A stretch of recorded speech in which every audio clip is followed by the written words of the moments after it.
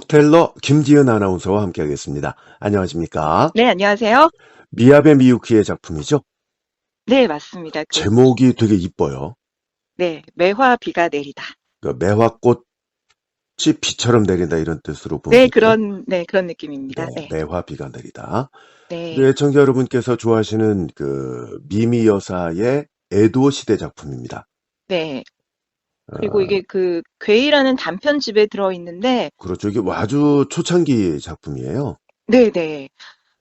이게 괴이라는 단편집 제목은 괴이긴 한데, 오늘 네, 이제 함께 나눌 매화 비가 내리다는, 사실 좀 그, 이제 괴이하다라기보다는요, 네. 조금 더 감성적인 부분에 더 비중이 어, 크다라고, 예, 그렇게 볼 수 있을 것 같아요. 이 괴이에 실려 있는 건 이제 귀신도 나오고 도깨비도 나오고 뭐 이런 게 많은데 네. 물론 뭐 오늘은 귀신도 나오긴 아, 합니다만, 네. 나와요. 예. 잠깐 뭐 예, 귀신 얘기도 좀 있긴 한데, 덜 괴상합니까? 예, 그거보다는 진짜 매화비라는 거기에 더 이렇게 좀 초점이 맞춰지는 것 같아요. 네. 그렇습니다. 매화 비가 내리다. 네. 괴이라는 작품집은 북스피어 출판사에서 2008년도에 나왔고요. 요 작품 외에도 여러 작품들이 있단 말이에요. 이 네네. 작품 오늘 감상을 해보시고 좋다. 한번 사서 읽어봐야지. 그런 생각이 드시면 북스피어의 괴이 검색해서 구매를 하시면 되겠습니다. 네. 뭐 주요 설명을 좀 해주시면 좋겠는데 역시 배경은 에도 시대인 거죠? 네네. 그러다 보니까 여기도 이제 뭐 고용살이 하는 그런 고용살이. 모습들이 좀 네. 나오고요. 네. 하녀도 나오고. 네. 당대에 뭐 이제 아무래도 상권이 많이 발달하던 그런 시기다 보니까 그런 모습도 나오고요. 네. 그리고 주요 인물들 잠깐 좀 소개를 소개해 해드릴까요? 주시죠. 네. 네, 이제 거의 뭐 주인공이라고 볼 수 있는 미노키치라는 남자인데, 네. 27살의 남자이긴 한데요. 이제 여기 회상하는 부분에서는 12살 시절에 회상을 하게 어, 되고요. 그러니까 15년 주로, 전으로 돌아가는군요. 네, 네. 그렇죠. 회상하는 부분이 조금 길게 나오고, 네. 음, 네, 그리고 이제 여기 미노키치의 누나로는 오엔이 등장하는데, 오엔. 네. 이 오엔 같은 경우는 13살, 이제 미노키치와 연년생입니다. 그렇군요. 네, 그러니까 지금 현재로서는 28인 거고, 네, 회상하는 과거의 회상 장면에서는 속. 13살. 네, 네. 그렇게 해서, 좀 이건 뭐 거의 비슷한 것 같은데, 남매 사이가 별로 좋지는 않아요. 네. 현실 남매입니까? 누나가 좀 많이 혼내요, 동생을. 그러다 그래요. 보니까, 네, 누나에 대한 감정이 어린 시절 별로 좋지 네. 않아서, 회상할 당시의 모습의 누나는 조금 이제 좀 무섭고, 그런 그, 대상으로 나오고요. 그러니까 그리고 이제, 혼날 짓을 하지 말았어야죠. 네네, 혼날 짓을 많이 했던 것 같아요. 아, 그래서, 네. 네. 저 미노키치라는 남자가 주요 인물이고, 네, 그리고 누나 이름이 오엔이라고 하셨나요? 오엔. 네, 누나가 오엔이고요. 네. 한 명만 더 소개를 해드리면 이제 오코라고 네. 이 미노키치와 오엔 남매 옆집 아주머니인데요. 아, 공동주택의 옆집 아주머니인데 예전에 보면은 옆집 아주머니들이 거의 가족처럼 드나들면서 굉장히 맞아요. 네, 집안 속속들이 아는 그런 분들 있잖아요. 네, 좀 그런 이분, 스타일입니다. 이분 왠지 수다스러울 것 같은데. 네, 이분이 굉장히 또 이야기의 어떤 중요한 내용을 이끌어가는 부분도 있고요. 좀 네. 다소 수다스럽기도 하고 그렇습니다. 예, 오코라는 이름으로 네. 나오고 중년 여성이고 오해는 설명이 그게 다인가요? 13살이고 미노키치 누나고 오해는, 예. 네, 왜냐하면 이제 회상 속에서만 등장을 하고요. 그리고 이제 아, 굉장히 야무져요. 야무진, 네, 그런 누나인데, 하나 조금 더 정보를 드리자면, 네. 외모가 조금 예쁘지가 않아요. 아, 네. 평범보다 못한 수준인가요? 그러니까 뭐 굳이 여기서 이제 표현을 빌자면 그렇거든요. 그래서 네. 예, 거기에 대한 좀 또 관련된 내용들이 좀 나오긴 합니다. 그렇군요. 그것이 어떤 이야기의 모티브라고 해야 되나? 뭐 그런 게 좀 있는 거죠. 네, 맞습니다. 네. 주요 인물만 들었는데도 상당히 재밌겠는데요. 네. 네, 굉장히 재밌게 또 들으실 수 있을 것 같아요. 네. 미야베 미유키 작가의 매화 비가 내리다. 그럼 지금부터 시작하겠습니다. 줄거리 해설과 낭독입니다. 27살의 미노키치는 기름 파는 일을 하고 있습니다. 아버지가 하던 일을 물려받아 하고 있는 건데요. 어느 날 같은 공동주택의 옆집에 사는 오코 아주머니가 숨을 헐떡이면서 미노키치를 부릅니다. 오코는 미노키치가 어릴 때부터 이웃으로 살면서 가족처럼 지낸 사이인데요. 미노키치는 급하게 자신을 찾는 오코를 보며 뭔가 안 좋은 소식을 전하려는 게 아닌가 하는 불안함에 휩싸입니다. 무엇보다 미노키치의 아내가 현재 임신 중이고 산딸을 맞았기에 혹시라도 아내에게 무슨 일이 생긴 건 아닐까 하는 걱정도 앞섰고요. 그런 미노키치의 마음을 읽은 듯 옆집 아주머니 오코는 아내에게는 아무 일이 없다면서 안심을 시킵니다. 옆집 아주머니 오코는 미노키치에게 손사래를 치며 말했다. 아니야, 아니야, 미노키치. 네 아내는 괜찮다. 아무렇지도 않아. 오코는 오해 초의 공동주택에서 미노키치의 일터인 사가초까지 뛰어온 모양이다. 오코는 정말 힘들어 보였다. 미노키치는 문득 아주머니도 이제 나이를 먹었구나 하고 느꼈다. 무리도 아니다. 오코와 미노키치 일가는 그가 턱받이를 하고 있을 무렵부터 이웃 사촌이었고 화재 때문에 살던 집에서 쫓겨나 집을 옮기거나 부득이하게 이사를 할 때도 쭉 함께였다. 아주머니 하고 이것저것 의지해온 미노키치가 곧 부모가 되려고 하는 참이니 오코의 다리가 약해지는 것도 당연한 일이다. 그래도 미노키치는 아내에게 별일이 있는 게 아니라는 말을 듣고 침착함을 되찾았다. 그러면서 오코에게 숨 좀 돌리라면서 물을 한 잔 건넸다. 그러자 물을 마신 후에 오코가 다시 말을 했다. 미안하다. 도움도 안 되면서 서두르기만 했구나. 나도 이제 늙었네. 그렇게 말하며 오코는 그제야 미노키치의 얼굴을 보았다. 그 눈이 살짝 붉어져 있는 것을 미노키치는 비로소 알아차렸다. 오코가 계속 말을 이어갔다.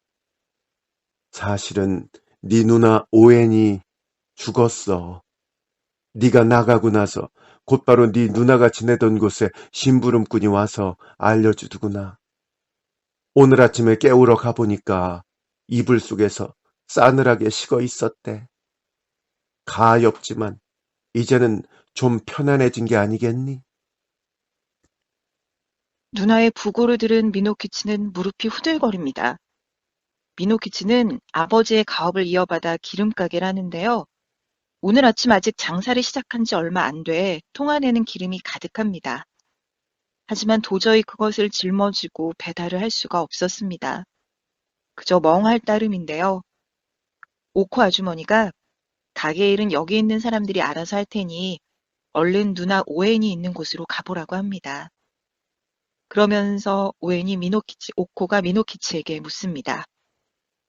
근데 네 누나 오엔이 올해 몇 살이더라? 28이에요. 미노키치가 대답했다. 그들 남매는 연년생이었다. 그러면 15년 동안이나 앓고 있었구나. 참 길었구나, 얘야. 얘야라는 말은 미노키치를 향한 것이 아니라 이미 몸이라는 족쇄를 떠나 지금 이 자리에 그들 바로 옆에 떠돌고 있을지도 모르는 오웬의 영혼을 향해 한 말처럼 여겨져서 미노키치는 저도 모르게 얼굴을 들고 주위를 둘러보았다. 물론 누가 있을 리가 없었다. 근처 어딘가에 매화나무가 있는지 옅은 향기가 날 뿐이었다. 그러고 보니 누나는 매화꽃을 좋아했었네. 라고 미노키치가 생각했다. 누나가 죽었다는 소식을 들은 미노키치는 15년 전, 그러니까 자신이 12살 때의 일들을 떠올립니다. 당시 미노키치의 가족은 5명이었어요. 부모님과 누나 오엔, 그리고 막내 남동생, 이렇게 5명이었죠. 아버지는 기름을 팔러 다녔고, 어머니는 쪽립 물감 도매상인 가즈사야라는 곳에서 20년 가까이 하녀 고용살이를 하고 있었습니다. 당시 막 12살이 된 미노키치는 드디어 아버지의 장사를 도울 수 있게 돼 마치 어른의 대열에 들어선 양 슬슬 건방진 말들을 하기 시작했죠. 미노키치의 누나 오에는 7, 8살부터 동생들을 돌보며 집안일을 했습니다. 부지런하고 야무져서 여기저기서 칭찬을 받았었죠. 이 무렵 미노키치의 옆집에 살던 오코 부부도 오엔을 늘 칭찬하고 때로는 오엔에게 의지하기도 할 정도였습니다. 특히 오코 부부는 아이가 없었기 때문에 늘 오엔 같은 딸이 있었으면 좋겠다는 말을 입버릇처럼 하곤 했죠. 하지만 누나 오엔은 동생 미노키치에겐 매우 엄했습니다. 잘못이 있으면 때와 장소를 가리지 않고 매섭게 꾸짖었죠. 반면 막내 동생은 어리다는 이유로 엄청나게 귀여워했기 때문에 미노키치는 누나에 대한 불만이 많았습니다. 하지만 누나 오엔의 말은 틀린 부분이 없었고 말로도 미노키치는 누나를 이길 수가 없었기 때문에 미노키치는 누나 오엔이 늘 얄미웠습니다. 그런데 매화가 피던 초봄, 적이라곤 없을 줄 알았던 오엔에게 불운한 일이 닥쳤습니다. 일의 발단은 이렇다. 인근 음식점에서 새로 고용살이를 하던 하녀가 주인 부부의 기분을 상하게 하는 일이 있어서 해고되는 바람에 대신할 하녀를 찾고 있다는 얘기가 평소부터 신세를 지고 있던 직업 소개꾼을 통해 오웬한테까지 들려왔다. 그 직업 소개꾼의 얘기는 그쪽이 엄격한 가게이기 때문에 지난번 하녀를 잘못 소개해서 자신도 면목을 잃었다. 두 번의 실패는 허락되지 않으니까 이번에는 정말로 틀림없는 아가씨가 필요하다. 라는 것이었다. 다시 말해서 오해는 직업 소개꾼의 눈에 든 것이다. 지금까지도 오웬의 고용살이 얘기가 전혀 없었던 게 아니다. 하지만 오웬의 부모는 오웬이 동생들을 야무지게 돌보고 있어서 자신들이 일을 할 수 있기 때문에 오웬의 고용살이를 거절해왔던 것이다. 하지만 이번에는 직업 소개꾼이 머리를 숙이며 오웬을 보내달라고 사정을 했다. 그리고 무엇보다 오웬 자신이 고용살이하러 가고 싶다는 의지를 굳게 나타냈다.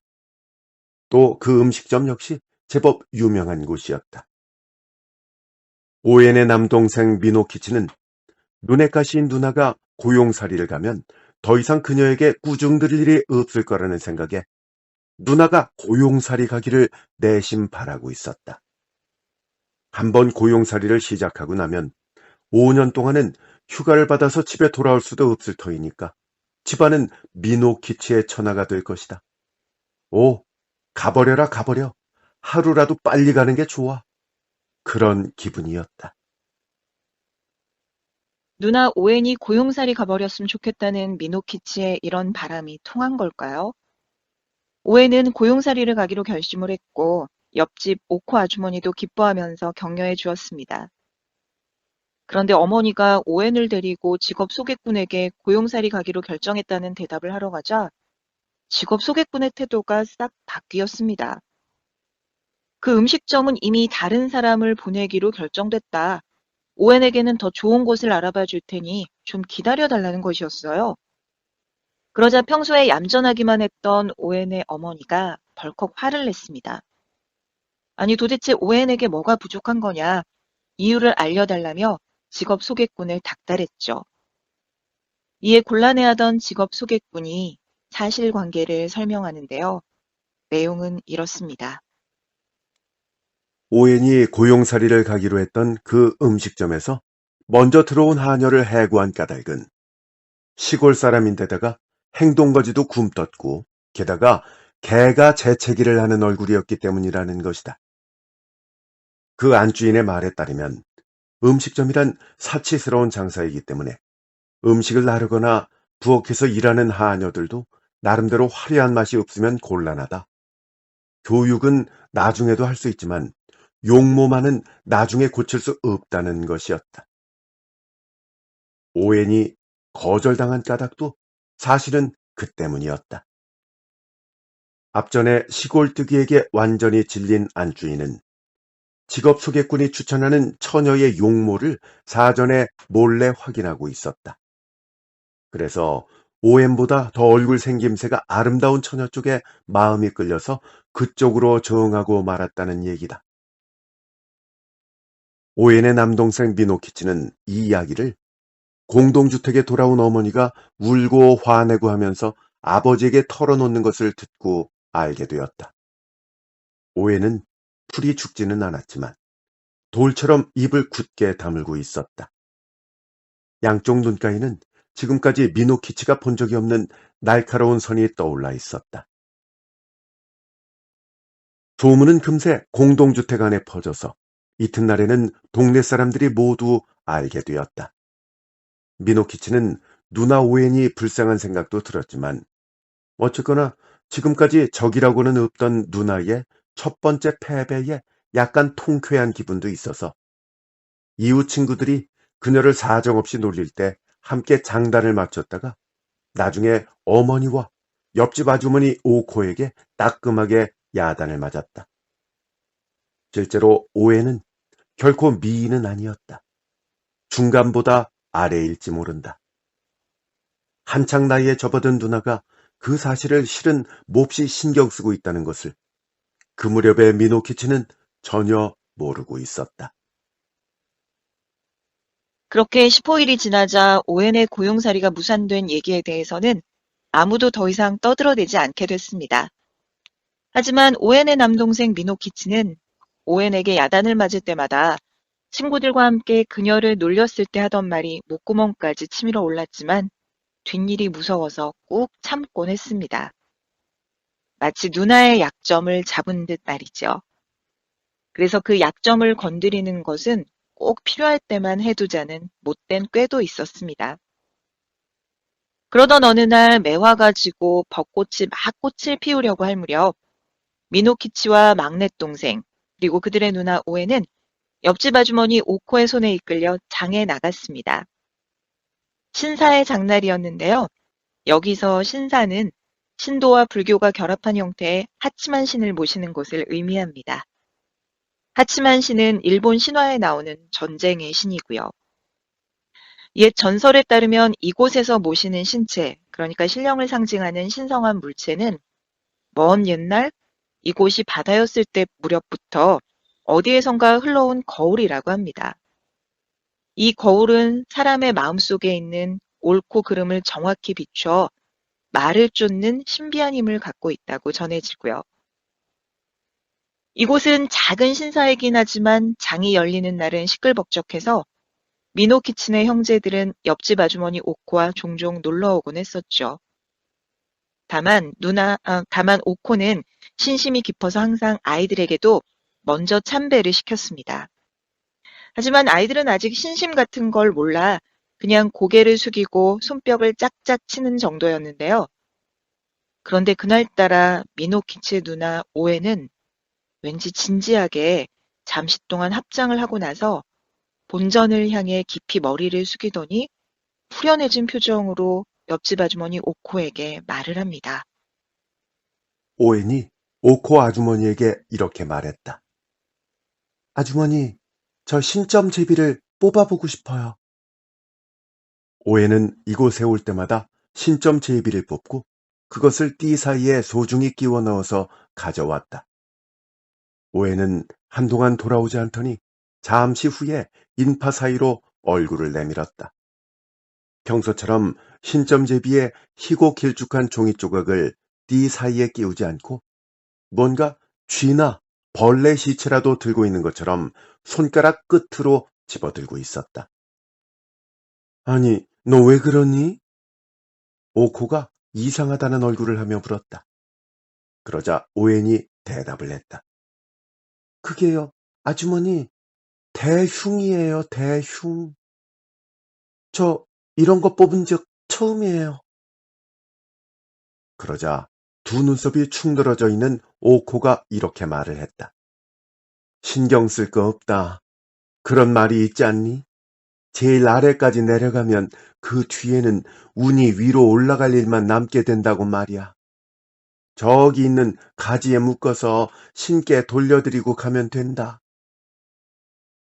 오코는 불속 시선을 들어 경내에 있는 매화나무 쪽을 가리켰다.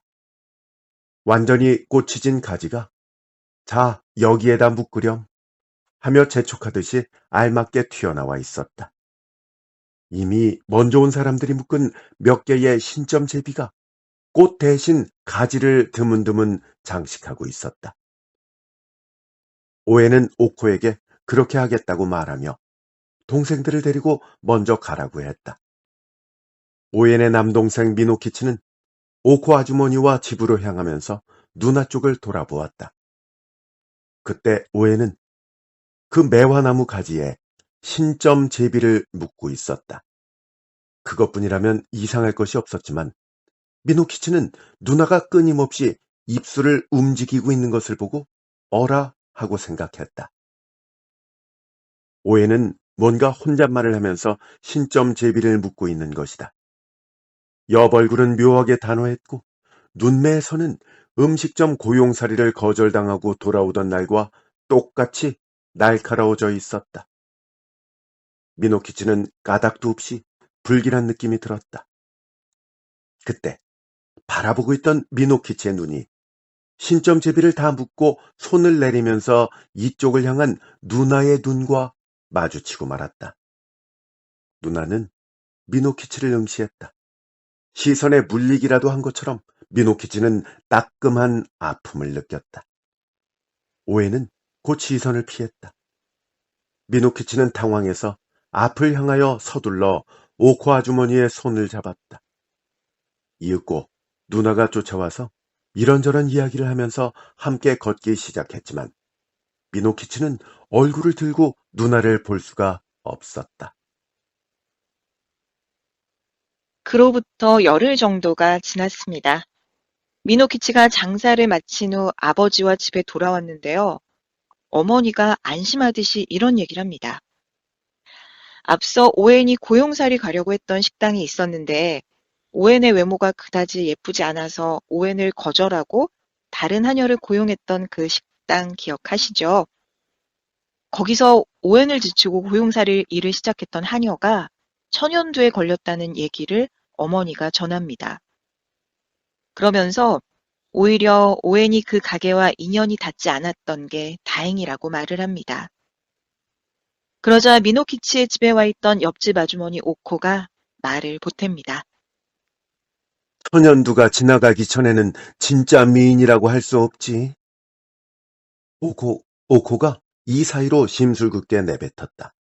그러면서 덧붙여 말했다. 니모가 어쩌고 저쩌고 하는 구실을 붙여서 오웬처럼 마음씨 착한 아이를 내친 벌을 받은 거지. 통쾌하지 뭐니? 그러자 오웬의 아버지가 온화하게 말했다. 아니요, 오코씨. 그 처녀가 잘못한 게 아니잖아요. 그보다 그 처녀의 집은 어디쯤일까요? 아이들이 가까이 가지 못하게 해야지. 천연두는 정말 무서운 병이니까요. 그러자 오코는 그리 멀지 않은 곳이라고 알려주었다. 그러자 아버지가 다시 말을 했다. 우리 아들 미노키치와 막내가 가을이 되면 밤을 주우러 다니는 곳이로구나. 친구가 있을지도 모르는데 조심해야 되겠네. 그리고 우리는 천연도 신을 모시고 있으니까 괜찮을 거다. 이렇게 한바탕 이야기를 하고 있는데 심부름을 갔던 오옌과 막내가 들어왔다. 어머니가 달려들 것처럼 맞이하면서 자초지종을 이야기하자 놀랍게도 오해는 갑자기 새파래졌다. 그러자 옆집 아주머니 오코가 말했다. 아니, 너 왜 그러니 오엔? 꼭 피라도 빠져나간 것 같구나. 깜짝 놀라서 그렇다는 오웬한테 오코가 계속 말을 이었다. 그야 그렇겠지. 그게 무리도 아니다. 오웬, 네가 그대로 거기서 고용살이를 했더라면 어떻게 되었을지 생각을 해봤니? 정말 무서운 일 아니니? 아니요, 오코씨. 꼭 고용살이 하던 곳에서 그 애가 천연두에 걸렸다고는 할 수 없죠. 돌림병이니까 어디든 조심해야 됩니다. 아버지가 중재하듯이 이렇게 말했다. 그러자 오코가 콧구멍을 벌름거리며 다시 말했다. 그건 그렇지만요. 그래도 나는 속이 조금 후련해요. 오엔, 넌 그렇지 않니? 하지만 오엔은 대답을 하지 않았다. 고개를 숙이고는 어딘가 몹시 어두운 곳을 열심히 들여다보는 얼굴을 하고 있었다. 미노키치는 저도 모르게 그녀의 발치를 쳐다보았지만 오웬이 들여다보는 어두운 곳은 오웬의 눈에만 보이는 것인지 미노키치의 눈에는 아무것도 보이지 않았다. 어디에선가 봄바람을 타고 날아온 벚꽃 꽃잎이 먼지가 뽀얀 땅바닥에 한두 장 쓸쓸하게 흩어져 있었을 뿐이다. 그날 밤 오해는 심하게 가위에 눌려 비명을 지르고 벌떡 일어나 가족은 물론 공동주택 주민들까지 놀라게 했습니다. 그냥 무서운 꿈을 꾼 거라며 다시 이불을 뒤집어 쓰지만 그런 일들이 며칠째 반복이 되면서 오해는 잠을 자지 못해 몸이 약해졌습니다. 그렇게 야무지고 기운차던 사람이 베개에서 머리도 못 들 정도로 몸이 약해지자 공동주택 사람들은 천연두보다 더 무서운 돌림병이 아니냐며 벌벌 떨었습니다. 아버지 어머니도 걱정이 된 나머지 잠도 못 자고 장사도 못 나갔죠. 미노키치와 막내는 옆집 오코 부부의 집에 맡겨졌습니다. 관리인의 주선으로 와준 마을 의원은 아무리 신중하게 진찰을 해도 오웬에게 이상이 없다 하며 이것은 마음의 병이라고 진단을 내렸습니다. 하지만 오웬이 마음의 병에 걸릴 만한 정도의 큰 사건이나 고민을 차지할 수 없었기 때문에 의원은 천연두에 대한 두려움인가 하며 갸웃거리기만 했죠. 오웬이 알아눕고 나서 며칠이 지나자 직업 소개꾼이 문병을 왔습니다. 좋은 고용사리처를 생각해뒀는데 안타깝다는 말을 했는데요. 그러면서 오웬 대신 식당에 들어가 천연두에 걸렸던 그 음식점 하녀가 숨을 거두었다는 소식을 전했습니다. 꽤나 미인이었던 여자가 죽을 때는 온 얼굴이 마맛자국으로 뒤덮여서 무참하게 죽었다는 거였죠. 오웬의 어머니는 그 말을 듣고 그 아가씨도 오웬도 같이 나쁜 것에 쓰인 것 같다고 하며 한숨을 쉬었습니다. 오웬의 병세는 전혀 나아지지가 않았습니다. 부모님도 더 이상 생계를 도외시할 수 없었기에 다시 돈을 벌러 나갔죠. 그러다 보니 누나 오웬을 돌보는 건 미노키치의 역할이 됐습니다. 옆집 아주머니 오코도 도와줬지만 하루 종일 오웬 옆에 달라붙을 수는 없었습니다. 오웬의 막내 동생도 돌봐줘야 했거든요. 상황이 이렇다 보니 미노키치는 누나 오웬이 했던 집안일들에 대해 고마움을 느꼈습니다. 오웬은 종일 이불 위에 누워서 건강했던 무렵의 절반 정도로 야윈 채 그저 말없이 거무스름해진 천장을 바라볼 뿐이었다. 불러도 대답이 없고 아무 말도 하지 않는다. 미노키치는 지금까지 누나를 꼴보기 싫다고만 생각하고 있던 자신이 몹시도 얄밉고 근성이 썩어 있던 것처럼 생각돼서 옆집 아주머니 오코가 만들어준 미음을 오웬의 머리맡으로 가져갈 때 문득 지금까지 이 누나의 말을 듣지 않아서 미안했다는 등의 말을 꼼지락거리며 했다. 그러자 오웬은 천장을 보고 누운 채 울기 시작했다. 급기야는 소리를 내서 울더니 이불에서 양손을 꺼내서 얼굴을 두르며 계속해서 울었다. 미노키치는 곤란해져서 오코를 부르러 갔다. 옆집 아주머니 오코가 달려온 후에도 오웬은 여전히 울고 있었고 안아 일으켜도 계속 울더니 동생 미노키치한테 수건을 좀 갖다 달라고 부탁했다. 오웬은 가져온 수건으로 얼굴을 닦더니 오코와 미노키치가 보고 있는 앞에서 그 수건으로 얼굴을 완전히 덮어버렸다. 그러자 오코가 걱정스러운 듯이 손을 뻗어 수건을 치우려고 하며 말했다. 아니 오웬, 너 뭐 하는 거니? 아주머니, 이렇게 놔두세요. 저는 다른 사람들을 볼 면목이 없는걸요. 제 마음이 풀릴 때까지 이렇게 놔두세요. 제발 부탁이에요. 결국 오웬의 부탁에 못 이겨 수건은 그대로 놔두게 되었다. 오웬의 부모님도 그렇게 오웬이 원하는 대로 놔두었다. 시간이 그녀를 치유해 주기를 기다리는 것 말고는 방법이 없었다. 벚꽃이 한창인 봄 내내 오해는 그렇게 수건을 덮고 보냈습니다. 수건을 바꾸는 것도 모두가 잠든 한밤중에 않았고 씻지도 않았습니다. 밥도 수건 뒤로 젓가락을 밀어 넣어 입으로 가져갔고요. 공동주택 사람들은 오웬이 이상해졌다며 수군거렸는데요. 그렇게 한 달 이상이 지난 어느 날, 봄비가 내리고 있었습니다. 미노키치는 우물가에서 빨래를 하고 집으로 돌아왔습니다. 부모님은 이미 일을 나갔고, 막내 동생은 옆집 오코 아주머니 집에서 놀고 있었는데요. 매일 누워만 있던 미노키치의 누나 오웬이 침상에 일어나 오독하니 앉아 있었습니다. 오웬이 남의 도움을 받지 않고 일어나는 일은 좀처럼 없었기 때문에 미노키치가 급하게 누나 오웬에게 말을 합니다. 누나 왜 그래? 화장실 가려고? 혼자 일어설 수 있겠어? 이렇게 미노키치가 물으며 다가갔다. 오해는 수건을 덮은 채 천천히 얼굴을 이쪽으로 돌리고 살짝 고개를 기울였다.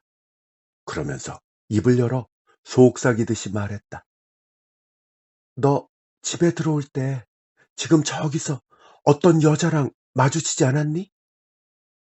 그러자 미노키치는 아무하고도 마주치지 않았다고 대답했다. 아, 그래? 그럼 너한테는 보이지 않는구나. 그럼 됐어. 그러자 미노키치가 누나의 이불 옆으로 다가가서 무슨 말이냐고 되물었고 오해는 다시 말을 이어갔다. 아까 오치오가 왔었어. 오치오가 누구냐고? 오치오는 그 음식점에 고용살이 하러 갔던 애야. 그 말을 듣고 미노키치는 깜짝 놀랐다. 누나가 천연두에 걸려 이미 죽은 그 처녀의 이름을 알고 있을 줄은 몰랐던 것이다. 오해는 동생의 의아해하는 마음을 읽은 듯이 다시 이렇게 말을 이었다. 누나는 오치오를 잘 알고 있었어. 예쁜 아이였거든. 오치오가 날 알고 있었는지 어떤지는 모르지만 난 뭐든지 알고 있었어. 오치오는 얼굴은 예뻤지만 게으름뱅이였지. 또 걸핏하면 남의 물건과 자기 물건을 구별하지 못하곤 했어. 그래서 나는 그 애가 고용살이를 하게 되고 내가 못하게 됐을 때 정말 분했어. 그런 아이한테 외모 때문에 치다니. 분해서 속이 타들어가고 밤에도 잘 수 없을 정도였지. 수건에 덮인 오웬의 머리가 천천히 좌우로 흔들렸다. 오웬은 계속 이야기를 이어갔다. 미노키치, 너 내가 신점 제비에서 대흉을 뽑았을 때 일 기억나니? 미노키치는 갑자기 무슨 말을 하는 걸까 하며 놀랐지만 오웬의 말투에 이의를 제기할 수 없게 하는 울림이 있어서 그냥 응이라고 작게 대답했다. 그래, 넌 기억할 것 같았어. 그때 나는 몹시 무서운 얼굴을 하고 있었을 테니까. 더 기억나는 건 없니? 그 외 오코 아주머니가 아주머니네 시골에 있는 산의 신 이야기를 해줬던 거 말이야. 어렸을 때 얘기라 잊어버렸으려나? 아주머니네 고향에 산신님을 모신 신사에는 특이한 전설이 있었대잖아. 신점 제비에서 흉을 뽑게 되면 매화나무로 가서 신점 제비를 가지고 매달면서 이렇게 비는 거야. 이 흉운을 저 대신 누구누구에게 더 다른 사람한테 누구누구한테 붙여주세요. 라고 말이야. 이렇게 비는 거지. 소원을 빌 때는 반드시 소리를 내서 말해야 돼. 그렇지 않으면 산신님께 들리지 않으니까. 이 흉운을 저 대신 누구누구한테 붙여주세요. 이렇게. 그런 짓을 하고 싶지 않다는 이유로 신점제비를 매화나무까지에 묶기만 하고 아무 말도 하지 않으면 흉운이 2배가 돼서 돌아온대. 미노키치는 누나 오웬의 얘기를 듣고 등이 오싹했습니다. 미노키치는 그건 그냥 오코 아주머니 고향 얘기라며 난폭하게 말을 했죠. 그랬더니 오웬이 소리내서 웃으면서 자신도 그냥 거짓말이라 생각했고 이런 소원을 빌었다고 하네요. 그 소원의 내용이 바로 이건데요. 대흉이 나온 신점제비를 매화나무 가지에 묶으면서 이 흉운을 자신 대신 고용사리로 간 오치오에게 붙여주세요. 라고 소리내서 빌었다는 겁니다. 그러면서 오웬이 다시 동생 미노키치에게 말을 합니다. 미노키치, 오치오가 천연두에 걸린 건 바로 이 누나 때문이야. 그래서 오치오는 누나한테 화가 나 있어. 그러자 미노키치는 그만하라며 그런 말을 해봐야 어쩔 수 없지 않느냐고 말을 했다. 그러자 오웬이 수건에 덮인 머리를 움직여 문 쪽으로 턱짓을 하며 말했다.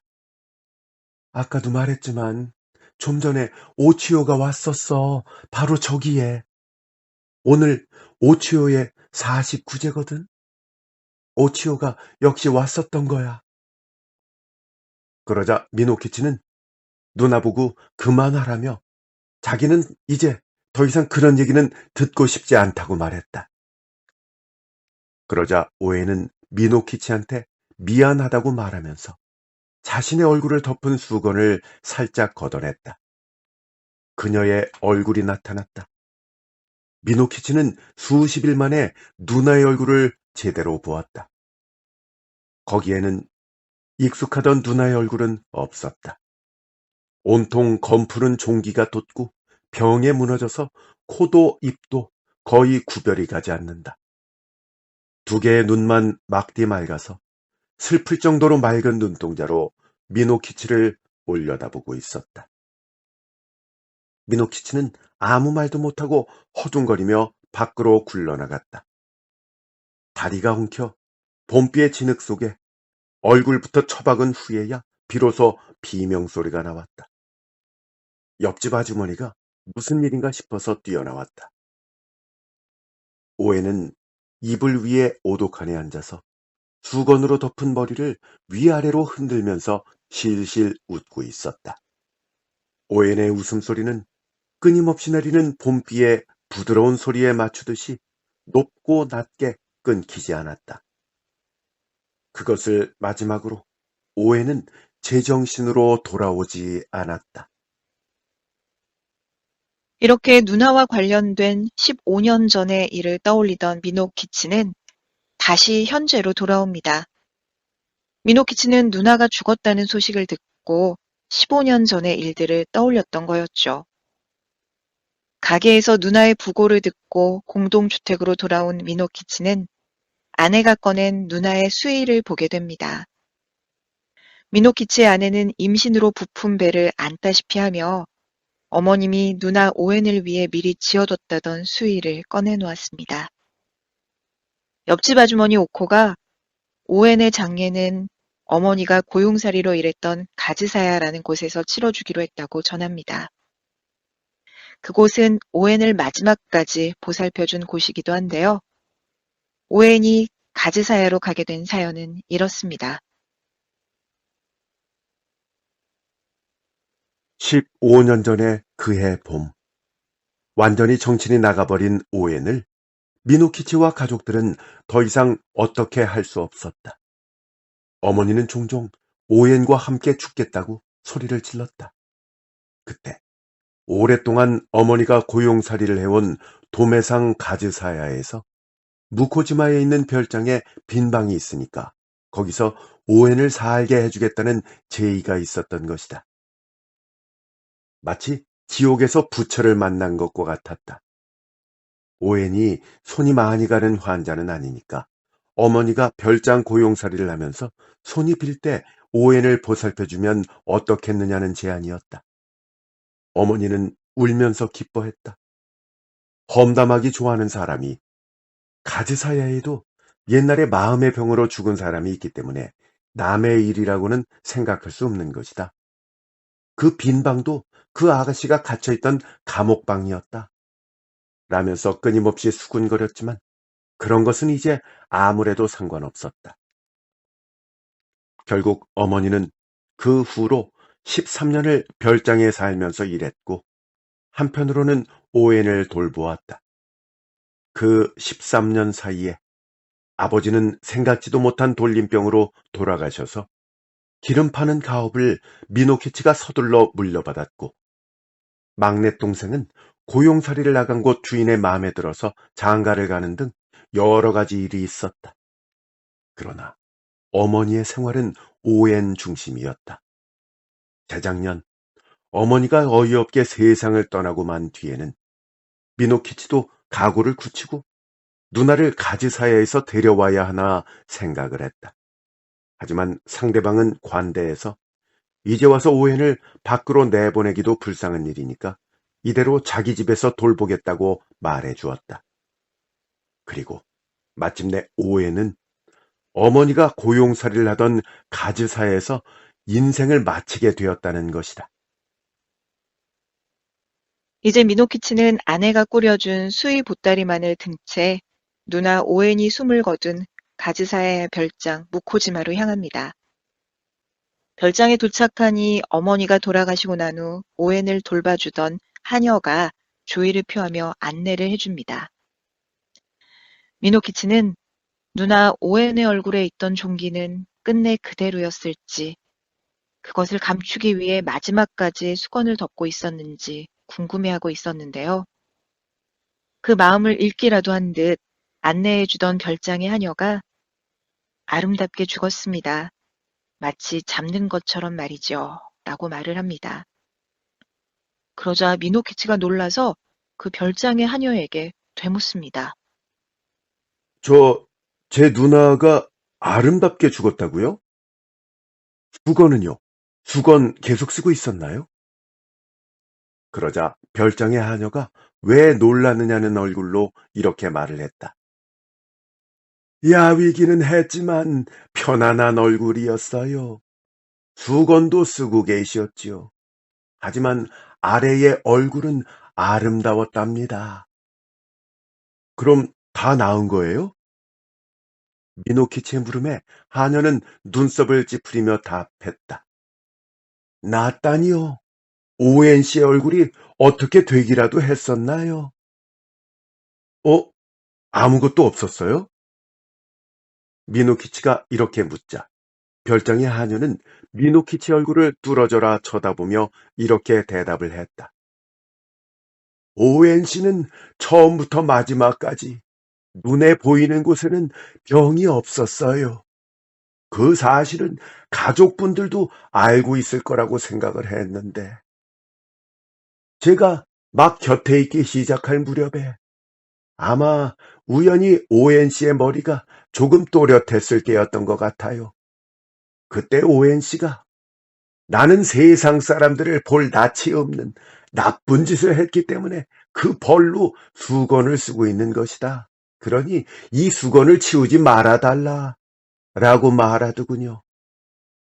사실 그것에 대해서는 마님께도 주의를 들었기 때문에 저는 알겠다고 말했지요. 그러니까 수건을 치운 것은 오엔 씨가 숨을 쉬지 않고 있다는 것을 안 다음의 일입니다. 오엔 씨가 나쁜 짓이었다고 말한 그게 어떤 나쁜 짓이었는지는 우리는 모르지만은 오엔 씨가 죽고 난 다음 편안한 얼굴을 보면 이제 그 벌도 완전히 끝난 게 아닐까요? 미노키치는 자신이 본 누나 오웬의 무참한 얼굴과 종기는 무엇이었을지 혼란스럽습니다. 그것은 그때 오웬과 미노키치에게만 보였던 걸까요? 그런 벌이었다는 뜻일까요? 미노키치는 별장 하녀의 안내를 받아 누나 오웬의 시체가 있는 방으로 갑니다. 하녀가 장지를 열려고 하자 미노키치의 코끝에 한층 강하게 매화꽃 향기가 납니다. 이제 미노키치는 장지문 안쪽으로 조심스럽게 발을 들여놓습니다. 베개에 받쳐져 약간 들어 올려진 오웬의 얼굴에 새하얀 천이 덮여 있습니다. 미노키치는 무릎을 꿇고 오웬의 이불 옆에 앉습니다. 오웬을 돌봐줬던 별장의 하녀가 오웬의 얼굴에 덮여 있는 천을 치우자 창밖의 빗소리가 갑자기 강해집니다. 천 밖으로 얼굴을 드러낸 오해는 미소를 짓고 있었다. 그 얼굴은 소녀 시절 부지런히 일하던 그 당시에 웃는 얼굴 그대로 맑고 밝았다. 어떤 불길한 그림자도 그 뺨에는 드리워져 있지 않았다. 15년이라는 세월이 소리도 없이 날아가는 그런 기척을 또렷하게 느끼고 미노키치도 무심코 미소를 지었다. 매화꽃 향기가 풍겨온다. 누군가가 저 복도를 가벼운 발걸음으로 자박자박 멀어져 간다. 미노키치에게는 그 소리가 똑똑히 들렸지만 찾아보아도 모습은 더 이상 볼 수 없다는 사실을 알고 있었기 때문에 그저 말없이 오웬의 손을 잡고 살며시 꼭 힘을 줄 뿐이었다. 미야베 미유키의 단편 매화 비가 내리다. 소설은 이렇게 끝이 나죠. 네, 여기까지입니다. 아, 이거 참, 이 가슴이 많이 아련해지네요. 네, 참, 아유, 그 누나 오웬에 대한 네, 그 좀 마음 아픈 부분도 있고요. 네. 네, 이게 그렇습니다. 굳이 따지자면 이제 잘못된 믿음으로 인해서, 네네. 그러니까 이제 그 그러니까 길이 좋은 거고 흉은 안 좋은 거지 않겠어요? 네, 대흉을 네. 뽑고 나서 그거를 매화나무 가지에다가 놓고 그 오치요라고 했던가요? 아, 오치요한테 네네. 옮겨가라. 이렇게 음, 했다는 거 아닙니까? 소리를 내서. 근데 그것 그렇죠. 때문에 오치요가 천연두로 죽었다라고 생각을 한 거 아닙니까? 그렇죠. 예, 그리고 저는 또 이제 그 전에 사실 그 오웬이 자신이 외모가 좀 부족해서 네. 고용살이, 그러니까 한마디로 이제 거기서 이제 그 면접에서 떨어졌다라는 거잖아요. 그것도 이제 외모 때문에 떨어졌다는 게 충격적이긴 하죠. 그리고 그 그러니까요. 오치요가 좀 이렇게 칠칠치 못했던 네. 자기 거하고 남의 그 분간도 잘 구분을, 못하고, 예, 네. 그 정도였는데 단지 외모 때문에 떨어졌으니까 상당히 이제 좀 원한이 있었겠죠. 분한 마음이. 네. 그리고 그 오웬이 생각보다 자신이 그 외모 때문에 떨어졌다는 거에 대해서 굉장히 상처를 많이 받았다는 부분이 마음이 아프더라고요, 그러면 참. 네. 13살 소녀니까, 그렇죠. 네. 그 당시에, 우리로 따지면 한 중학생쯤 되지 않았을까요? 15살 정도로, 우리 지금 네네. 나이로. 네. 그렇게 한참 민감할 때였다는 네. 거고요. 이 미노키치가 못난이였네요, 어렸을 땐. 근데 또 이제 뭐 미노키치 입장이 이해가 안 되는 바는 아닌데. 그러니까 이게 지금 이제 그 자식이 셋이었잖아요. 그럼 네. 이 둘째가 가운데 끼인 둘째가 이런 경우가 종종 있어요. 모두 다 그런 건 아니지만 예, 위에는 위에라고 그렇고 막내는 또 네. 막내라고 이뻐하는데 난 뭐냐 이런 식으로. 네. 그래서 그래서 참. 야단 맞을 짓을 많이 하고 그걸 또 누나가 혼내니까 누나 고용살이 가버리라고 하고 그 네. 고용살이에서 면접에서 떨어져서 왔는데 거기다 대고 그냥 잘 같이 됐다 그러고 놀리고 사람들하고. 놀리고 네. 그러니까 옆집 아주머니한테도 야단 맞고 뭐 이랬던 거 아닙니까? 그렇죠. 네. 네. 그래서 어쨌건 무슨 거울 얘기가 나오잖아요. 그, 네네. 그러니까 일본은 뭐 별의별 걸 다 신으로 모신다 뭐 이런 얘기를 들은 것 같은데 뭐 네. 신이 뭐 몇백만 개 된다고 하던데. 그러게요. 저희 또 뭐 네. 댓글로도 그런 부분을 조금 더 짚어주셨던 분들도 맞아요. 그러니까 계셨고요. 사실 네. 전문가들이 많으세요. 네. 근데 이 거울이 사람 마음 속에 있는 옳고 그름을 정확히 비추는 그런 네. 거울이라는 거 아닙니까? 네. 네. 이런 거울이 하나 있으면 좋겠네요. 좀 무서울 것 같은데요. 네. 아니, 근데 이게 그 표현이 네. 미미 여사 특유의 그 표현들이 있었거든요. 음. 어떤 거였냐 하면, 뭐, 턱받이를 할 때부터 아, 뭐, 네네. 그러니까 그렇게 어릴 때부터라는 표현이고, 네. 그 다음에 그 전에 있던 하녀가 이제 아웃된 이유가 뭐, 개가 재채기를 하는 얼굴이었다. 그러게요. 네. 그 개가 재채기를 하는 얼굴은 도대체 어떤 얼굴이길래 굉장히 네, 좀 섬세하고 디테일하게 표현을 하는 것 했죠. 같아요. 그리고 이게 에도 시대니까 지금부터 뭐, 한 뭐 200년 요때쯤 전이라고 봐야 되는 거 아니에요? 그렇죠. 에도 시대 보통 한 그렇죠. 뭐, 1800년대 예, 초반까지니까 에도 뭐 시대가. 200년도 예. 더 된 이런 얘기인데. 네. 그러니까 음식점이 사치스러운 장사다 이렇게 나와 있잖아요. 근데 요즘은 네. 음식점이 사치스러운 장사가 아니라 뭐 일상의 장사인 거잖아요. 그렇죠. 물론 네네. 사치스러운 그 음식점도 있겠지만 대부분은 음, 뭐 서민들이 누구나 이용할 수 있는 그런데 네, 그런 표현이 있었고 또 네, 교육은 나중에도 할 수 있지만 용모는 나중에 고칠 수 없다 이런 뭐 얘기도 했다고 그러잖아요. 네. 근데 용모를 지금 얼마든지 고칠 수 있는 아, 그럼요. 그런 세상에 우리가 살고 있는 거고요. 네, 그나저나 그 죄의 값을 받으려고 스스로 받기 위해서 오웬이 죽을 때까지 평생 이 수건을 덮고 생활을 아유, 했다는 것 자체가 그러게요. 참. 상당히 또 안쓰럽고요. 근데 네, 무슨 병에 걸렸거나 뭐 종기가 나 있거나 뭐 이런 게 아니라 그냥 편안한 얼굴로 네, 이렇게 마지막을 보냈다라는 것을 그 하녀를 통해서 알게 되었죠. 네. 네네. 이게 제 개인적으로는 상당히 제가 연기하기 어려운 거였어요. 지금은 27살인데 12살 때 네, 연기고 소녀는 죽을 때는 28이었는데 오웬 말이죠. 근데 네네. 과거는 13살 소녀고 네. 아버지 나오고 오코 나오고 별장 하녀 나오고 그러니까 뭐, 그, 남녀노소가 다 나오다 보니까 그러니까 이 아무래도 정도면은 김지은 표현하는, 아나운서가 이제 나를 미워하는 게 아닌가 아니, 그럴 그렇게 정도였고요. 자꾸 이렇게 오해를 하시면 안 된다니까요. 네. 오늘 이 아니 작품도 결국은 좀 오해. 오해가 아니고 오엔이었죠. 오엔이. 아, 그리고 아니 어떤 분이 정말 그 댓글을 하나 쓰신 게 있는데 이 공동주택 나오지 않습니까?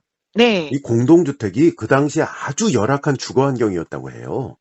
그러니까 그렇더라고요. 특히 또 이제 지금도 뭐 살 곳이 아파트나 없어서 이렇게 맨션, 예, 예. 네네. 이런 개념도 일본과 우리나라가 좀 다르고 그래서, 네. 네. 이제 이 당시 정말 그 공동주택은 이렇게 진짜 좀 고용살이를 음, 가는 그런 사람들이 많이 이렇게 모여 그러게요. 살던 곳인데, 또 그만큼 그러니까 정이 많았던 곳이라고들 그렇죠. 네. 하더라고요. 그러니까 네. 미노키치가 그 미노키치의 어머니도 고용살이를 했던 거고 결국은 네. 딸도 고용살이를 하려고 했었고 뭐 네. 이런 이야기들. 또 네. 막내도 고용살이 하던 집에 뭐 잘 보여서 뭐 장가를 가게 됐다 뭐 이런 얘기들도 좀 이제 나오긴 하는데. 네. 그러니까 그 당시 서민들의 애환을 잘 그려낸 작품이다라는 생각이 들고요. 네. 이거 정말 참 가슴 깊이 좀 아련해지는 그런 느낌이 드는 소설이었습니다. 네. 뭐 덧붙일 말 있으십니까? 아니, 뭐, 저도 이제 그 말씀하신 것처럼 참, 이게 뭔가 그 뒤끝이 계속 그 아련함이 맞아요, 남더라고요. 맞아요. 네. 예. 그러니까 이게 혹시 들으신, 미미여사의 어떤 필력인 거죠, 그게. 네네. 그래서 좀 들으시는 분들은 어떠셨는지, 예. 댓글로 네네. 좀 그것도 좀 같이 좀 편안하게 나누면 좋을 것 같아요. 네, 그 어떤 댓글을 느낌으로. 예. 달아주시면 김지은 아나운서가 답글을 또 달아드립니다. 이게 또 소통의 창구가 되고 있고요. 네. 삼위일체라고 말씀을 드렸더니 와 다들 이제 좋아하시더라고요. 또 구독, 좋아요, 댓글 이렇게 되어 댓글. 있잖아요. 네. 근데 구독은 뭐 안 하신 분들은 하시면 되는 거고 네. 어떤 분은 이제 사위일체라고까지 아, 말씀을 해주시는데 어쨌건 좋아요하고 댓글이 생각보다 훨씬 더 도움이 많이 됩니다. 채널 운영하는데. 그래서 이제 네. 많은 참여를 바라고요.